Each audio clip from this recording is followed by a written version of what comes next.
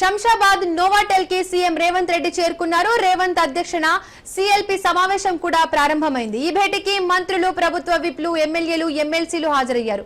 సమావేశంలో ప్రధానంగా 4 అంశాలపై చర్చిస్తున్నట్లు తెలుస్తోంది. భూభారతి, ఎస్సీ వర్గీకరణ, సన్న బియ్యం, ఇందిరమ్మ ఇండ్లపై చర్చ జరుగుతుందని పార్టీ వర్గాలు చెప్పాయి. ఈ 4 అంశాలను ప్రజల్లోకి తీసుకెళ్లడంపై ముఖ్యమంత్రి రేవంత్ రెడ్డి నేతలకు దిశానిర్దేశం చేయనున్నట్లు సమాచారం. అదేవిధంగా మంత్రివర్గ విస్తరణపై తాజాగా మల్రెడ్డి రంగారెడ్డి, రాజగోపాల్ రెడ్డి, ప్రేమ్ సాగర్ రావు చేసిన వ్యాఖ్యలపై కూడా చర్చించే అవకాశాలున్నాయి.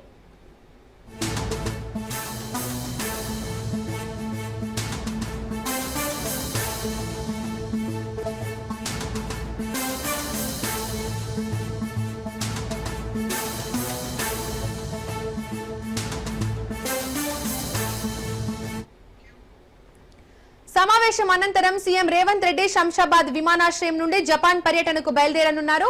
రేపటి నుండి 22వ తేదీ వరకు జపాన్ లో పర్యటించనున్నారు. రాష్ట్రానికి పెట్టుబడులు ఆకర్షించడమే లక్ష్యంగా ముఖ్యమంత్రి రేవంత్ టూర్ కొనసాగనుంది. ఇక ఈ నెల 23న తిరిగి హైదరాబాద్ చేరుకోనున్నారు సీఎం రేవంత్.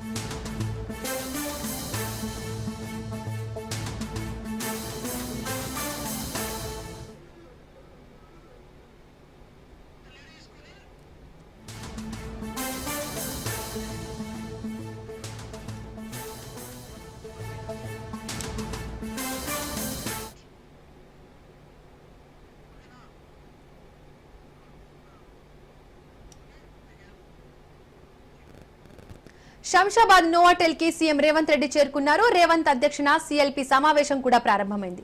ఇక ఈ అంశానికి సంబంధించి మరింత సమాచారాన్ని మా బ్యూరో చీఫ్ రాజిరెడ్డి నోవాటెల్ నుంచి అందిస్తారు. రాజిరెడ్డి గారు చెప్పండి.